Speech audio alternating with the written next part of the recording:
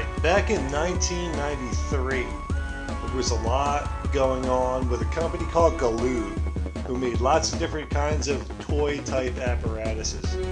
And the one that really got the ire of a lot of video game manufacturers was the Game Genie. Because this is essentially a cheating device. And it was a big hit. Because back in the day before the internet and things of that nature where you could find ways to beat games quickly, the Game Genie essentially allowed you to input codes into your game console that allowed you to do things like have infinite lives and all kinds of things that were never designed in the game by the original manufacturer.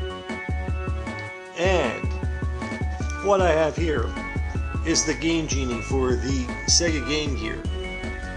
Quite an interesting device, because not many people had the Game Gear, and even less had the Game Genie for the Game Gear. So let's take a look at it. Pull it out of its nice original packaging, and we see all kinds of stuff. Now, they originally packaged this with stickers that you could put directly on your Game Gear games. Just peel them off, stick it right on the back, in case you didn't want to write down the codes or try to remember them. They gave you a bunch. Some of them are actually used. Who knows where they are now, but anyhow, they have some pertinent codes for each of these games here.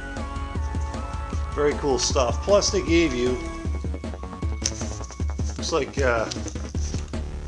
blank cards to make up your own code cards to tape to your own games. Now, we got the usual literature. Dirt is bad. No kidding. Product warranty.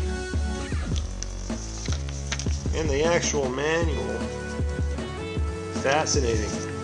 But let's get to the real juice of the story here. The device itself. This thing is nearly the size of the Game Gear itself.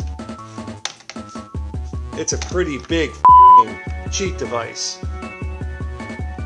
I mean, much more substantial than the Nintendo NES Game Genie, which is the most common Game Genie out there, and the one that most people are familiar with.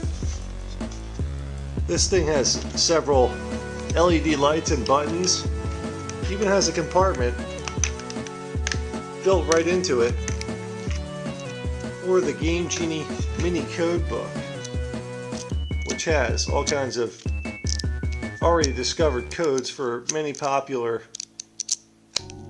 Game Genie or Game Gear games.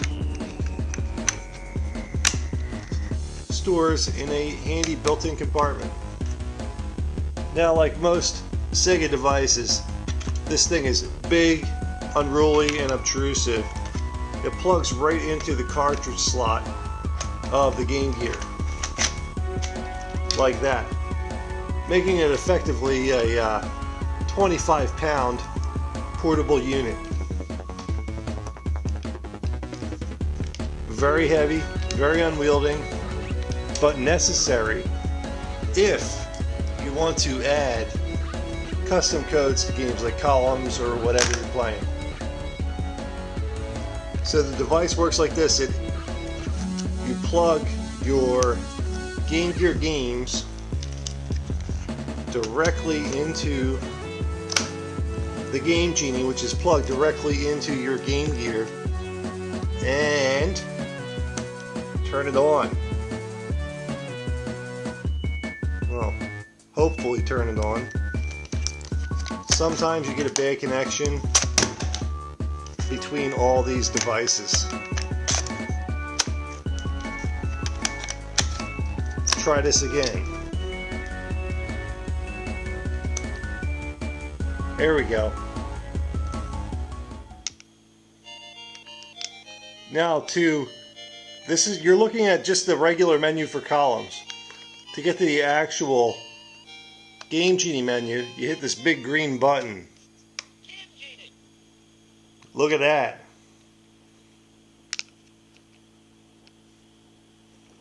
And you can input whatever code you want. You can go with the code book. You can try and make up your own codes. You can go on the internet and check out the codes they have on there for various games. Well, it doesn't like that, but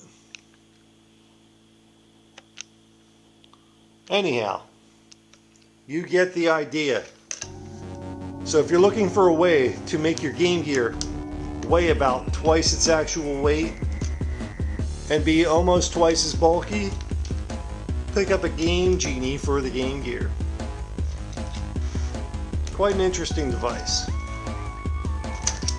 I had the original Nintendo Game Genie way back in the day. I never had a Game Gear, and I never had a Game Genie for the Game Gear. But it sure is funky looking, I'll leave it at that.